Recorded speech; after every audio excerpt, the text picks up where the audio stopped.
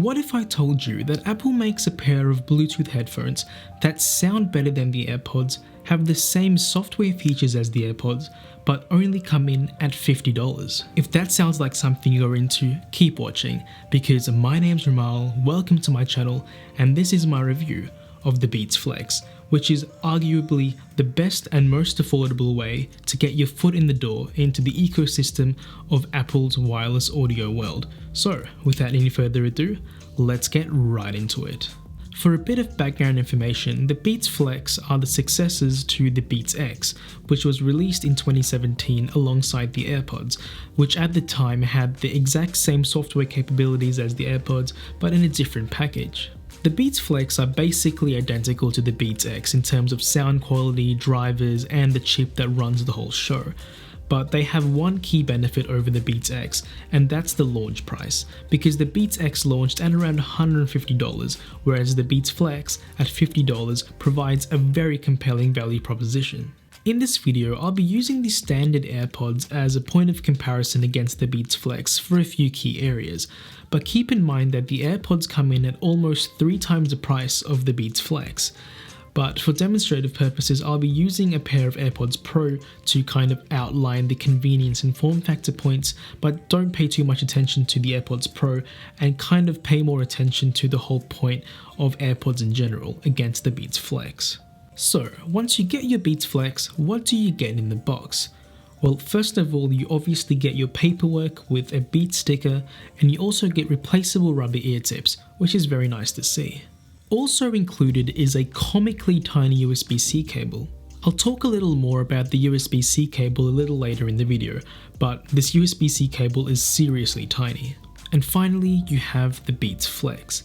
The color I have here is what Apple likes to call yuzu yellow. It's kind of like a slightly muted highlighter yellow. It's not the color for everyone, but I think it looks kind of cool. So in terms of the headset, you have a neck strap in the center, which is semi-rigid and it's kind of flexible, and it leads into 2 capsules, which then lead into the wires, which then lead into the actual ear tips. The ear tips themselves have replaceable rubber tips, and they magnetize together to make it easier for you when you're wearing them around your neck.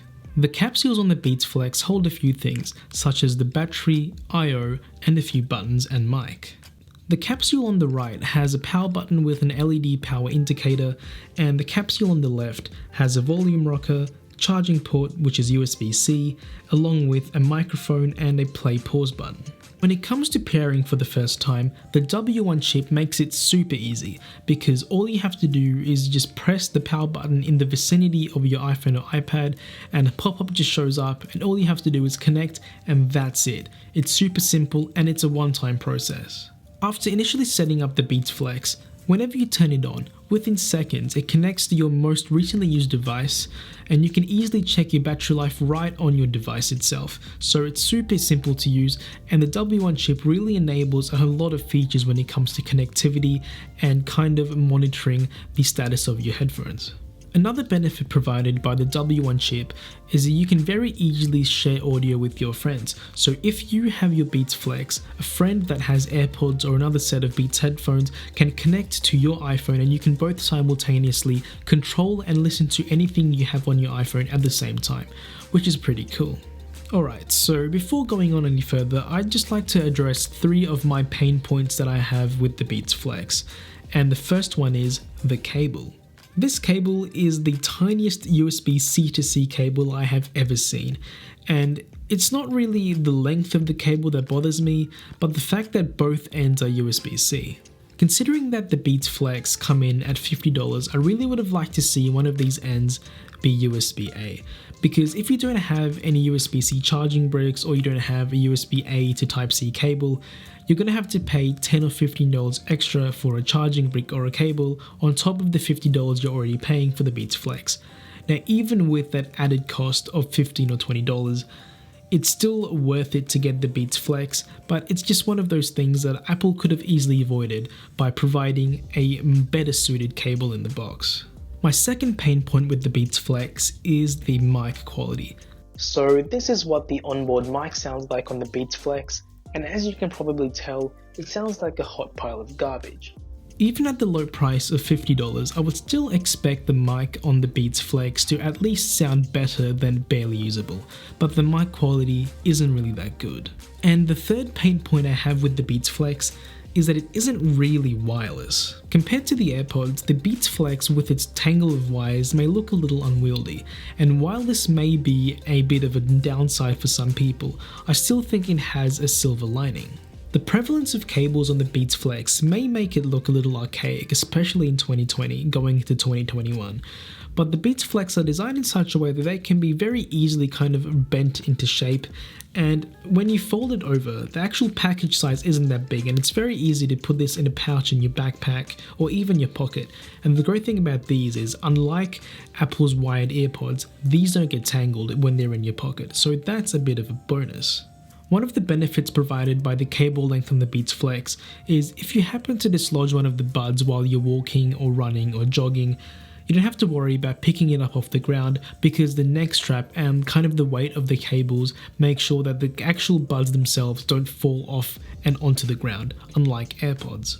Personally, I think that the Beats Flex, even despite the tangle of wires, does have a key benefit over something like the wired AirPods, because with the wired AirPods you're constantly tethered to your iPhone or iPad, whereas with these you can move around freely and not worry about having your phone with you at all times. And like I mentioned before, the buds themselves magnetize together, so you don't have to worry about them flying off if you're running or jogging and you just have them around your neck.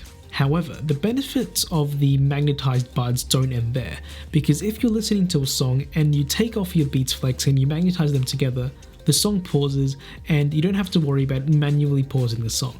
Now, there is a little bit of a delay, but this solution is definitely better than none, and it kind of rivals the AirPods solution of pausing the music when you take the pods out of your ears. This isn't the best solution, but for $50 you really can't complain. Alright, so I think at this point we've reached the positive realm of the Beats Flex. And the main thing that the Beats Flex has over the wired AirPods and by extension AirPods is the sound quality.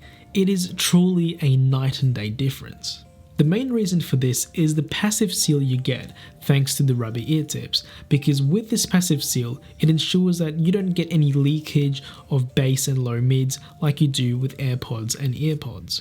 What this means is that you don't really hear that much of the background when you're wearing the Beats Flex at a reasonable volume, around 50 to 75%, and you don't have any leakage of the bass or low mids, which means that you have a very punchy bass response, which is quite good considering that these cost $50.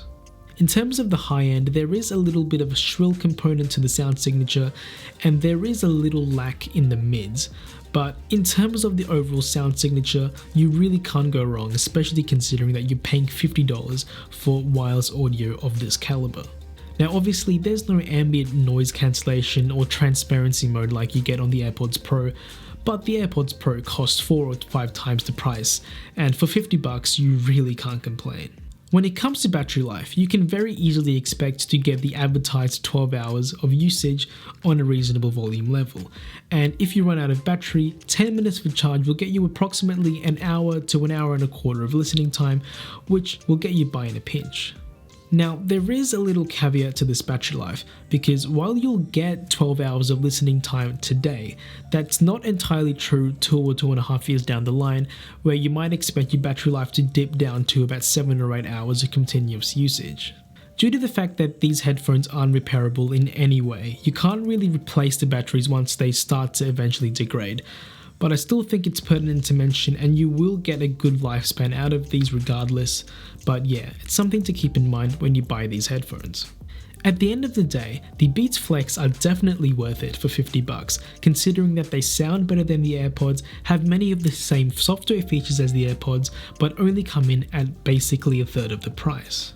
The Beats Flex provide a very budget-friendly way of getting into Apple's ecosystem of wireless audio accessories, and you can't really go wrong with the price tag this low, especially with the features it provides. And despite its shortcomings, I do recommend the Beats Flex for a vast majority of people, especially if this is your first time getting into the wireless headphone game. And that's the end of the video. Thank you so much for watching. Make sure to give this video a huge thumbs up and subscribe for more tech content. Make sure to hit that notification bell and leave a comment down below if you have any questions or thoughts. And yeah, thanks for watching. My name's Ramal, and I'll catch you in the next one.